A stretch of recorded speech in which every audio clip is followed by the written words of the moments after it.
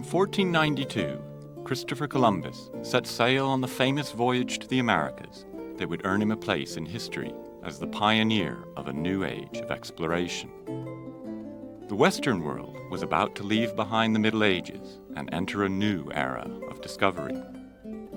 In Western art, too, a new age was dawning. The end of the 15th century marks the beginning of one of the finest periods of European art.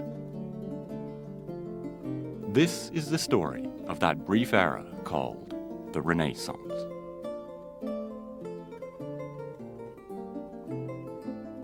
The Renaissance is really the period when things certainly come together for art history.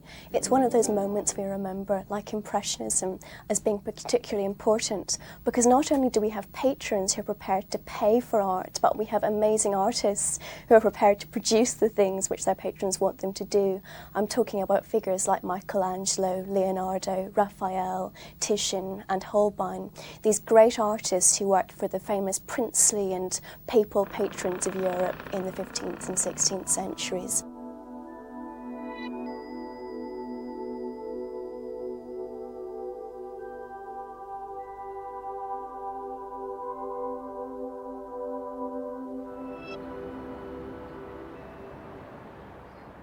This is Rome, the center of modern Italy. And of course, in ancient times, it was the center of the greatest empire that Europe had ever seen, the Roman Empire. Around 1500, the papacy was growing much stronger. Its wealth was increasing, and its popes became incredibly ambitious, both in terms of art and politics. Also at this time, through the rediscovery of classical literature, artists were beginning to be regarded as what we now call the genius. In other words, they had powers of a sort of divine frenzy that led them to be able to create at a level unheard of before in Gothic art.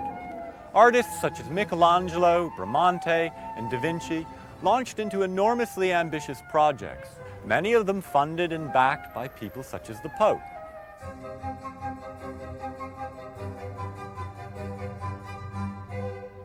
The word Renaissance means literally rebirth. What is reborn, of course, is the classical world of Rome and Greece. Between the period of the end of the Roman Empire and the beginning of the Renaissance, most thinking was developed around a theocratic point of view, where learning or an understanding of the world was based upon the idea of God's place in the world and how God informed the world and created the world so that we were all made within God's image. But gradually, as some of the philosophical ideas of the classical world became more widely understood, an idea developed that the world could be seen through the eyes of humankind. What made the Renaissance different from the preceding period was the idea that man was in control of his world. He could operate not exactly on an equal level with God, but he could work harmoniously with nature. With man in the center, these artists could look out upon the world and see it afresh and to create visions of the world that man had never seen before. They learned how to idealize the figure. They learned about nature in a way that was almost scientific. We have a move within the Renaissance, a rejection of the stiff formality, scholastic philosophies and dogmatism towards an experimental spirit, if you like, an attempt to go out there, try things, see if they worked, to look at the world and play with the world. And so it was that artists such as Michelangelo and Raphael were drawn to Rome, where they spent the bulk of their artistic career, here in the Eternal City. This idea of rebirth was felt first not here in Rome, but 150 miles to the north, in the Tuscan city of Florence.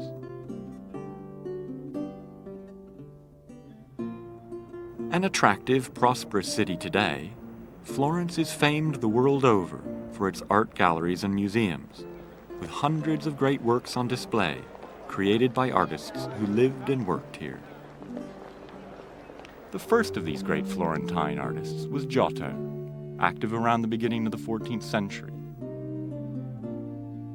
It was early in the 15th century that Florentine artists collectively initiated what is now regarded as the early Renaissance. In an independent, outward-looking city, made wealthy by trade and commerce, a new fascination with the art and literature of the ancients began to develop. The discoveries and innovations of the artists of Florence soon began to spread throughout Italy, and eventually elsewhere in Europe. But throughout the 15th century, Florence retained its preeminence as an artistic center. It was into this culture that a teenage boy arrived around the mid-1460s. His family moved from a nearby Tuscan village where he was born. A precociously talented youth, he would take advantage of the opportunities for learning afforded by Florence and developed into one of the most admired and sought-after artists of his time, Leonardo da Vinci. As a painter, Leonardo certainly did deserve his reputation. He was an innovator in all sorts of ways, and one of the significant things about his paintings is that he was moving from the very stiff, very formalised composition of paintings, which was current up to that point, to something much more fluid, much more evocative. The use of colours and the way he painted the colours, all of this suggested a much more fluid, experimental approach.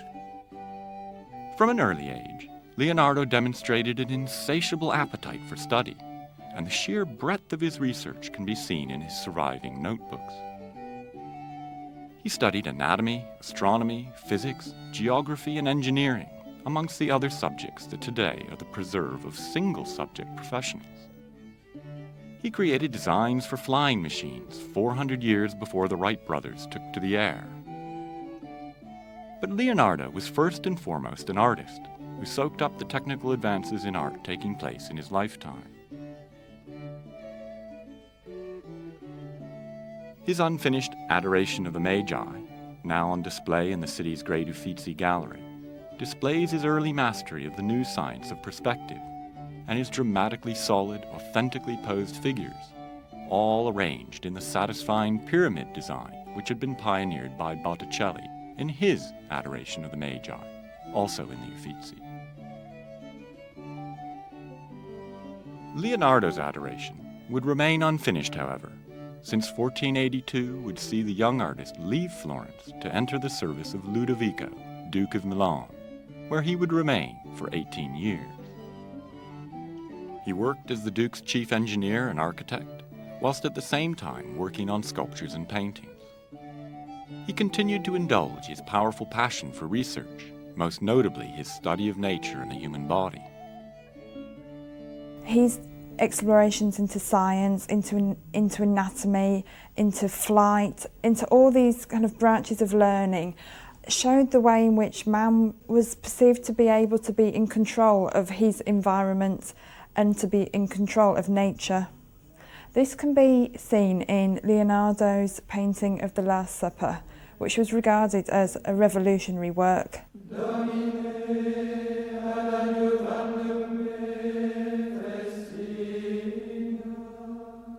Leonardo's Last Supper was painted for the refectory of a monastery called Santa Maria delle Grazie, Santa Maria of the Graces in Milan. And it's a work which has been famed ever since the moment of its conception. People who were in Milan in the 15th century were commenting about its marvels. And it's really famous because it shows a very familiar subject in Christian iconography, the Last Supper. And this is the moment when Christ and his disciples are getting together, before Christ is going to be betrayed by Judas. Up to that point, artists would have treated the 12 apostles as isolated individuals, and they would each have been formally painted in their own right. But what Leonardo did was grouped them into dynamic groupings of 3, and these were arranged around the figure of Christ and framed the figure of Christ.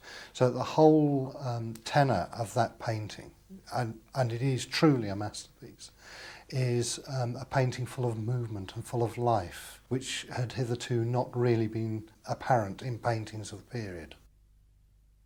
Here we see all of the apostles sitting, having their meal off the same refectory tables that the monks themselves eat off, and even the tablecloth was the same tablecloth. It's known that Leonardo actually requested these items so that he could construct his image on the same basis. It gives the monks the impression that they are having their meal at the same time that Christ is having the Last Supper. I suppose the effect of it is heightened today by the fact that painting is in a parlous state of disrepair. It's in a complete mess, because Leonardo, although he was a great painter, was not a great technician. He didn't know how to paint fresco, which is the medium which this painting is on, straight onto the wall of the refectory where the monks ate. So it's been disintegrating gradually for the past couple of 100 years. But although this is very sad for the painting, it gives it this misty quality, which when you're looking at it makes it look even more evocative, romantic and emotional. So in a sense, the bad technique actually heightens the way the painting looks as an evocation of the Last Supper.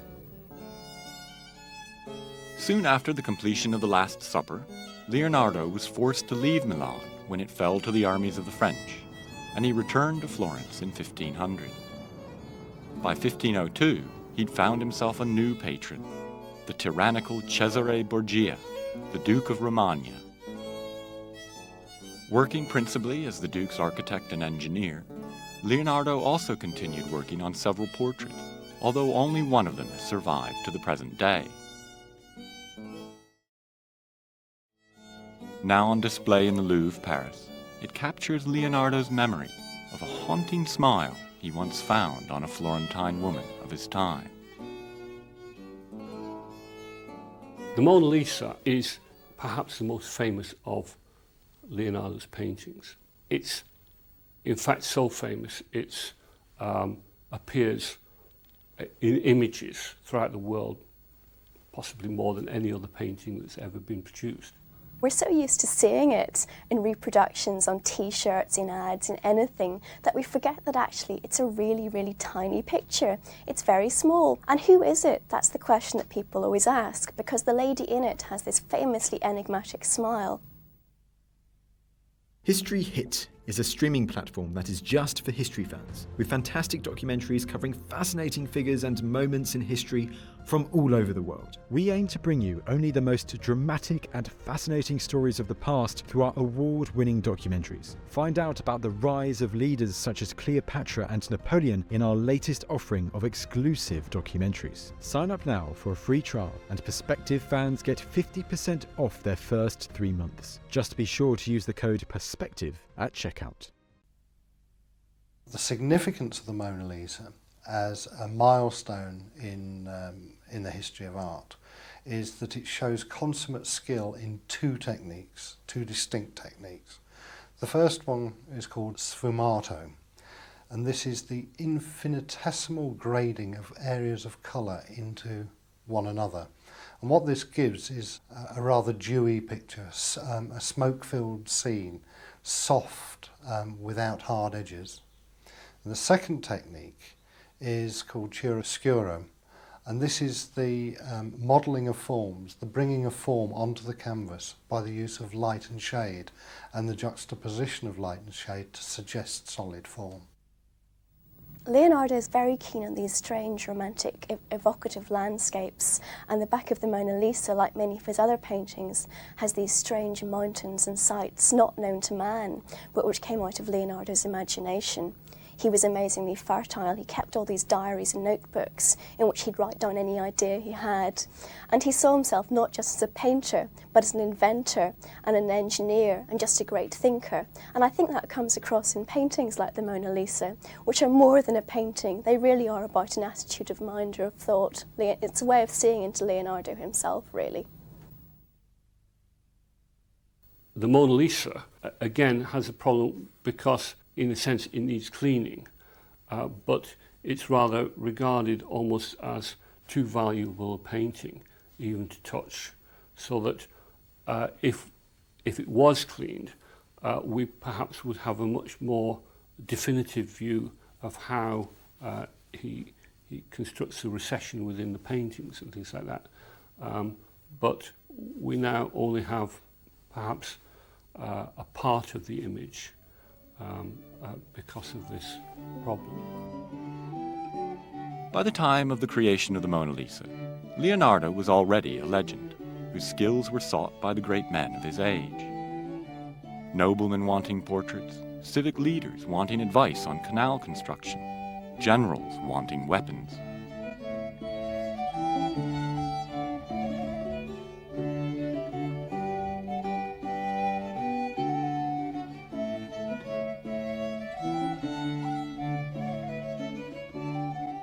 Leonardo's fame and genius meant that he had no shortage of projects to turn his mind to.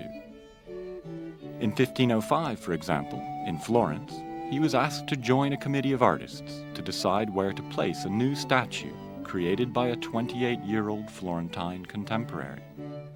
The statue concerned would become one of the most famous sculptures ever, and its creator a celebrated model of the Renaissance notion of divine inspiration. It was none other than Michelangelo. Michelangelo is the second of the great Florentine artists of the High Renaissance, and quite different from Leonardo. Whereas Leonardo was placid, calm, easy to work with, Michelangelo, on the other hand, was difficult and tempestuous and had even proved to be too much for a pope. Born in 1475 to a well-connected family, as a youth he was briefly apprenticed to Domenico Ghirlandaio, an important fresco painter of his day.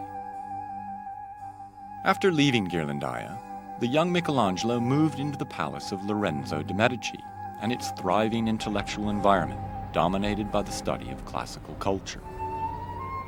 Like Leonardo, he studied anatomy extensively while learning about the mathematical system of proportions used in classical art. Concerned from an early age with the artistic task of representing the human figure, Michelangelo's first preference was for marble sculpture. Michelangelo saw the process of working with marble as a type of divinely inspired activity. We hear about Michelangelo attacking blocks of stone with nothing else to help him but his divinely inspired inspiration. However, other sources tell us that he actually worked painstakingly with his marble, and he saw this process as a way of setting free a type of spirit that was trapped within the block of stone. Michelangelo was by far the greatest sculptor who ever lived.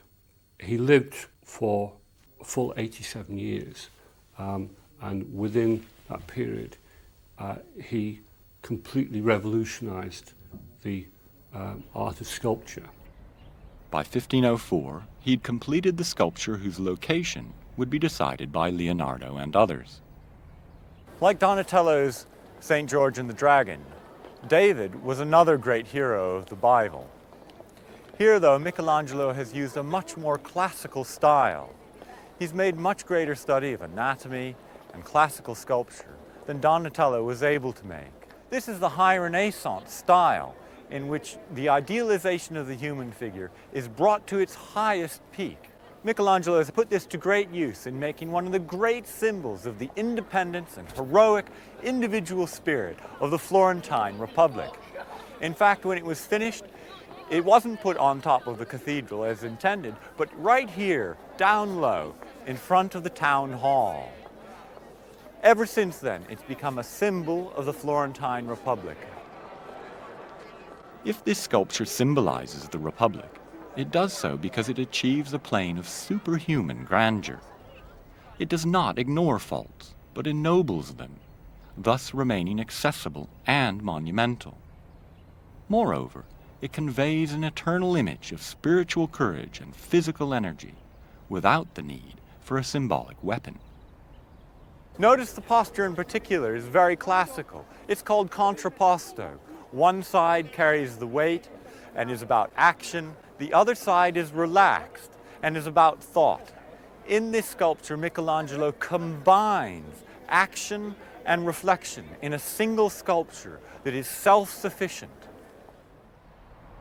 Michelangelo's genius was now known throughout Italy and came to the attention of the new Pope, Julius II. one of the greatest art patrons of the Renaissance. The Palace of the Vatican, Rome, is home to a priceless collection of books, manuscripts, and artworks from throughout history. It consists of a complex of buildings at the heart of which stands Michelangelo's dome as a sign of the authority of the Church of Rome.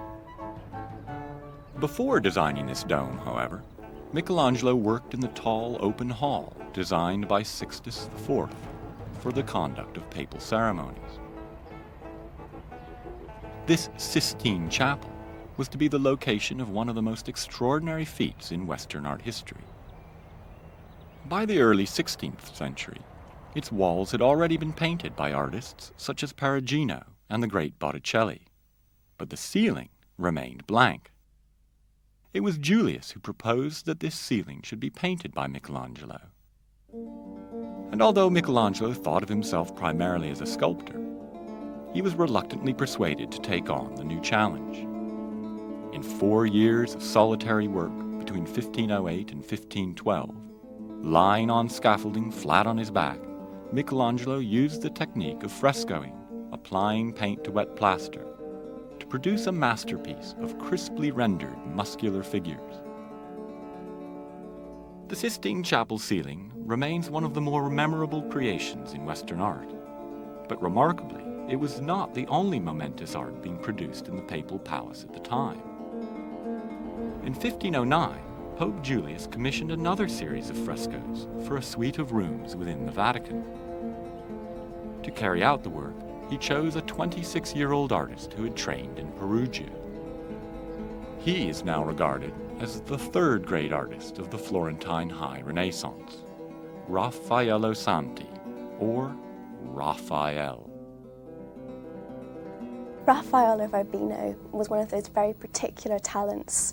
He was a contemporary of Michelangelo's and of Leonardo. I don't think any of the three of them really got on. They were all such big artists that they felt they were, crowding each other out. But Raphael was from Urbino, which was near Florence, but the real moment in his career came when he went to Florence at the turn of the 16th century, where he was able to see the work that Michelangelo and Leonardo were doing in the council hall in Florence. He was very much influenced by that. Raphael is often thought to be the pinnacle of all Renaissance artists, in that he combined all of the best parts of the other famous Renaissance painters without what was at one time considered their faults. Raphael's painting became, particularly in the 19th century and the early part of the 20th century, almost the icon that artists were to aspire to. Raphael's greatest achievement within the Vatican can be seen within a room known as the Stanza della Segnatura. The subject matter for these frescoes was about the intellectual pursuit of man, such as theology, law, philosophy, a whole range of academic disciplines. This theme fitted in very well with the purpose of this room, which formed part of the suite of papal offices of Julius II. An important feature of this room was Raphael's School of Athens, whereby various philosophers exemplify their particular ideas and particular thoughts by their gestures and by their facial features. Frescoes such as this, and others, such as the nymph Galatea, which can still be seen in Rome's Villa Farnese, would have been enough to secure him fame within his lifetime. But it is not for these that Raphael is best known, but for a series of paintings executed during his earlier period in Florence. Having arrived there at the age of 21, into an environment dominated by Leonardo and Michelangelo, he quickly produced a series of images of the Virgin Mary that have become a standard for such devotional work. A superb example of Raphael's Madonnas can be seen in the Uffizi in Florence. It's entitled The Madonna of the Goldfinch. The Madonna of the Goldfinch, this was painted shortly before he left for Rome in 1508. It's a triangular composition that allows Raphael to create a completely stable, unified composition. This painting was painted for a man called Lorenzo Nasi, who was a great familiar of Raphael's. And it's a little Madonna with Christ Child and St. John the Baptist. And it's a beautiful composition. It's very, very sympathetic. The Madonna has a lovely, lovely face. It's in a gorgeous setting. It's something to look at, which you would gain a lot from each time. But we also forget that it's a religious image. And this painting really was meant to show an apocryphal, that is a made-up moment from the Gospels, when the little baby John the Baptist was meant to have gone to baby Christ and asked him about the mystery of the Passion. And when he brought with him a goldfinch, which is a symbol of the Passion, and this painting with these two beautiful infants is meant to symbolise them both knowing that actually they're going to suffer horrific deaths for Christianity. So for people looking at the painting, they could appreciate the beauty of it and also the religious sentiment. So it had a twofold purpose. It's a very, almost a sweet sort of image. It's an image which has come down to us as a kind of totem almost of what pictures of the Madonna are. And Raphael was the painter who was able to encapsulate this most within his painting. Although Raphael's fame stemmed primarily from Madonnas such as this, and from his Vatican frescoes, he also executed several important oil paintings, notably of the two popes who patronized his work, Pope Julius II, whom he painted in 1511, and his successor as pontiff, Giovanni de' Medici, or Pope Leo X. But like his great Florentine contemporaries, Raphael's skills extended beyond painting, and in 1514 he was appointed chief architect of the new St. Peter's Basilica in Rome by Leo X. In addition, he took charge of the excavations of classical ruins taking place in Rome at this time. By 1520, Raphael was a major figure in Rome, on intimate and influential terms with the Pope and his court.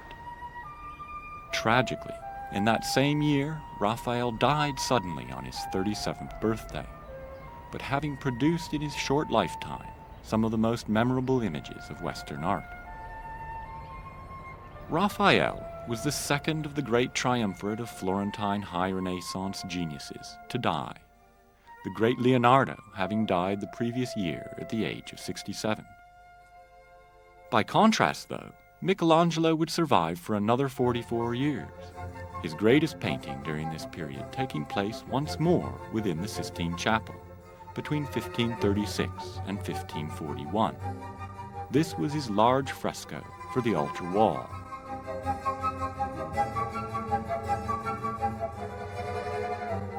The Last Judgment, in fact, is the most apocalyptic of all of his paintings. So much so that when the painting was unveiled, the Pope was supposed to be actually terrified of the image. It was far more dramatic, far more emotional than he'd ever envisaged that it would be. Traditionally, Last Judgments were very iconic. They showed Christ in glory and him sending people down to hell or up to heaven, depending on whether they'd been good or bad in their life. But Michelangelo's painting has got much more movement in it. It's full of life. Things are happening all over the place. He puts in a scene from Dante's Divine Comedy. That's of Chiron, who was the ferryman bringing the souls of the damned over to hell. And that's actually from classical mythology, but Michelangelo incorporates it in The Last Judgment, which of course is in the centre of the papacy in Rome. And he also paints himself very curiously on the flayed skin of St. Bartholomew, a saint who'd been martyred most horribly by having his skin all cut off.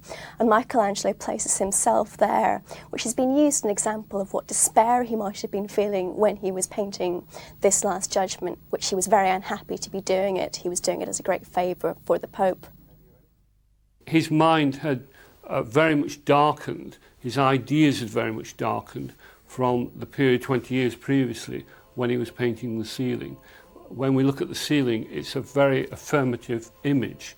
It creates this sense of the greatness of God and the universe that he created. But the Last Judgment is a painting which underpins this notion of the frailty of mankind and of how judgment will come to all of us. It was a commission which has lots of nudity in it, and after Michelangelo's death there was a movement, the Reformation was hitting Italy. It was called the Contra-Reformation, and a lot of the cardinals and people high up in the Catholic Church were not happy at all about the fact that there were all these naked men like Christ himself on the altar wall of the Sistine Chapel. So they sent other painters to paint them over with fig leaves, and these were just removed in the recent restoration. So now if you're in Rome you can see the painting in its true glory and in the beautiful harmony of the blue and rose colours that Michelangelo originally designed. Michelangelo continued to produce unrivaled work and would continue to sculpt until a few days before his eventual death at the age of 89 in 1564, by which time the relationship between man and God was beginning to change. This changing relationship had expressed itself most strongly across the Alps from Italy in northern Europe. The Reformation of the Church, heralded by the German Martin Luther in 1517 with his publication of his 95 Theses, would eventually end the universal authority of the Pope in ecclesiastical matters in Europe and lead to the establishment of the Protestant churches. This emerging Protestant culture produced its own masters, most famously Albrecht Dürer. Born in Nuremberg in 1471, the son of a goldsmith who was also an artist of some note, Dürer began his creative life in his hometown's thriving new print industry, producing woodcut illustrations for books. At 20, he made the first of his 4 great journeys through northwest Europe, illustrating books along the way. He absorbed the tradition of the northern artists, which had developed almost entirely independently of Italian influence. 15th century northern artists such as Jan van Eyck and Roger van der Weyden created works whose beauty derived from careful observation of reality, applied in great detail, usually with the new oil paint technique pioneered by Van Eyck.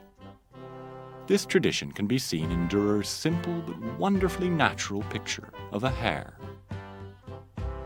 But Dürer was also aware of the momentous developments going on in Italian art, and after marriage and setting up his own workshop, he spent a year in Italy. Dürer is a very interesting character because although at first glance his works may appear to have a specifically northern character, the time which he spent in Italy and the time in which he was able to study the engravings of Mantegna ensured that the Italian interest in naturalism and a realistic depiction of space and form allowed him to blend 2 influences to create a style particularly unique to him. His woodcut of Adam and Eve from 1504 perhaps best illustrates these efforts. However, his self-portrait of 1498, more holy in the northern tradition, is for many a more significant work, since it proudly proclaims the status of the artist as a humanist scholar rather than just a manual worker. If Dürer was concerned about the lack of status granted to artists in the north, he needn't have worried. His many prints ensured that he became well known across Europe. When he returned to Italy in 1505 for 2 years, he discovered copies of his prints were widely available. He was also pleased to enjoy the high status granted to artists in Italy compared to Germany. "Here I am treated as a great man," he wrote to a friend, "at home as a poor devil."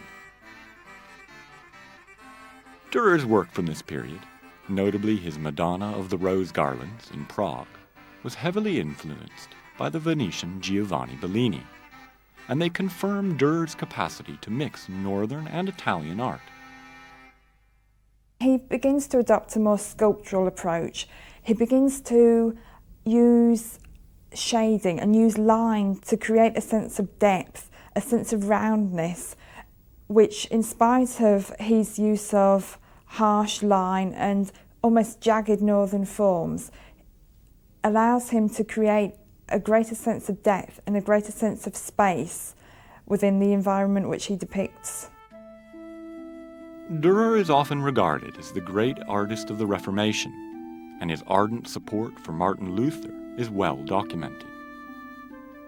But although the age of Protestantism was seen by many in Northern Europe as a great step forward for humanity, the Reformation would have an unfortunate consequence for some artists: less work.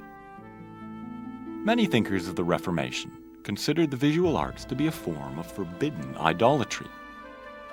As their ideas took hold in regions such as Switzerland, the artists' traditional role in painting religious images for churches went into decline. If the artists were to thrive, they would have to find new roles. One such role was that of portraiture, and in Northern Europe, the greatest portraitist of his age was Hans Holbein. Hans Holbein the Younger was the son of another painter, and in fact he was trained as a goldsmith. He mostly worked in his early life in Basel in Switzerland, and he produced illustrations for printers, but with the Reformation making life rather turbulent in Europe at the time, he came to London. Holbein eventually became the court painter to Henry VIII, and set about producing a series of portraits that capture the spirit of that tumultuous era in English history.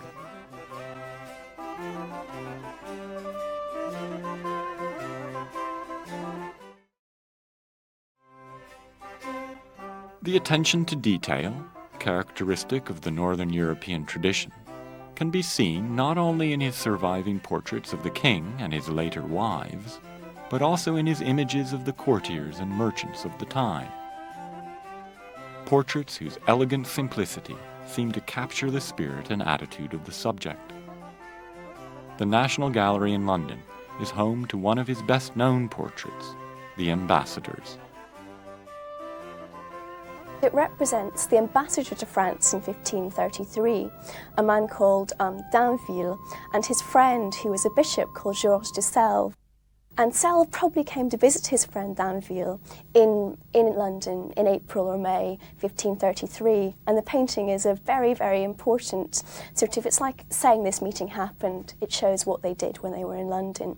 And it really tells us a bit about the men who were members of the French nobility, very, very, very high up, and their interests, because the painting is very famous for the number of objects it represents between these two figures.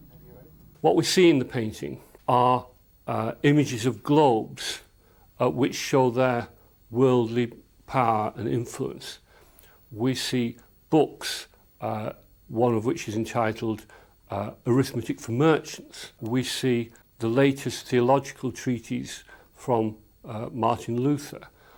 We see all of their ideas within this Renaissance world that they inhabit. And yet also what we see is a lute on the lower shelf behind them.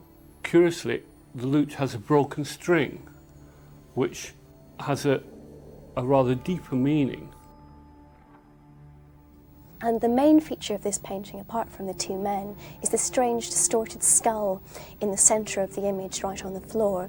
And the curious thing about this skull is that you can only see it properly from an angle, and it would be seen as if you were coming up a stairs and suddenly you would see the skull in front of you. You wouldn't see it, and suddenly there it would be there. So it's a very sudden, immediate response that someone looking at the painting would see. What all of these details are telling us is that life in itself is still transient. So that Holbein tells us both that the two people he paints are the members of the very pinnacle of society, but also that they, along with all of the rest of us, are mortal men, and that life will pass. If Holbein was the undoubted master portraitist of his age in Northern Europe, among Italian artists of the time, that honor goes to Titian, who hailed not from Florence, but from Venice.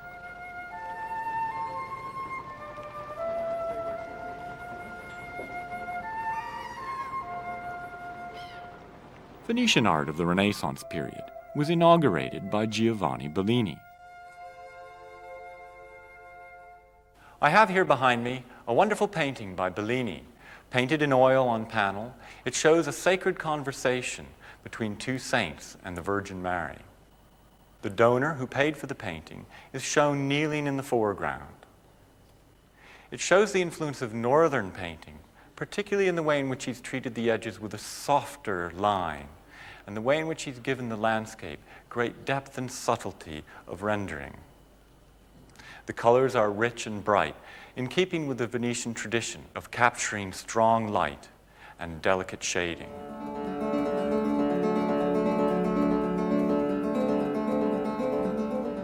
Born around 1480, the young Titian studied with Bellini, where he absorbed his master's ideas on color and space in a series of large altarpieces.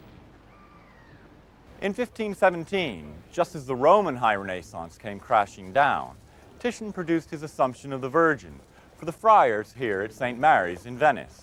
It's a monumental canvas and established his reputation as a young man.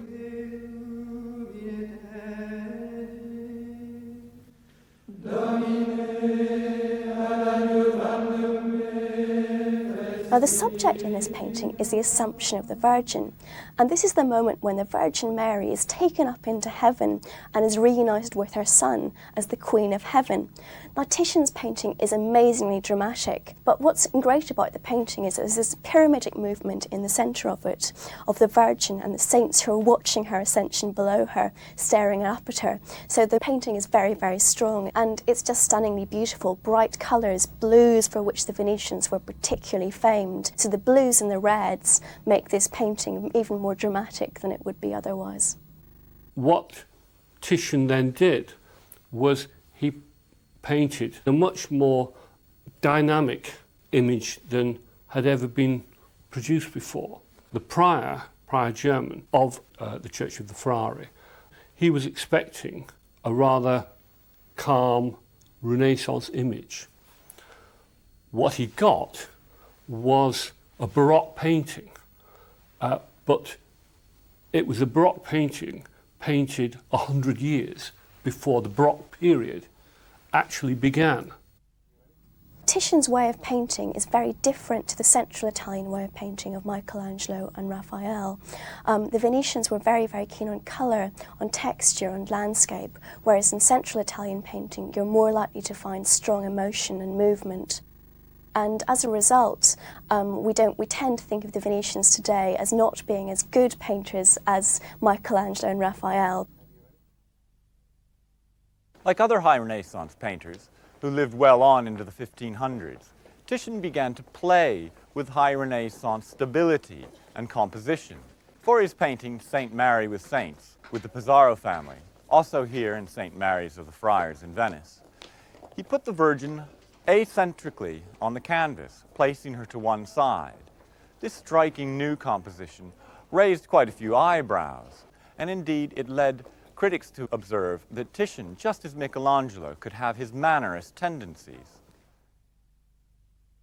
Despite his fame, which lasted until his death, it's possible that Titian's status as the leading Venetian artist of the Renaissance would not have been achieved if one of his contemporaries had not died so tragically young. Giorgio Barbarelli, known as Giorgione. This is the Accademia Bridge in Venice, and nearby are some of the best works by Giorgione. Giorgione was a contemporary of Titian, though he only lived until his mid-30s. Nevertheless, Giorgione sees the world through very different eyes than his master, Bellini. The Sleeping Venus is the first painting of modern times to take as its subject matter the female nude set against a landscape.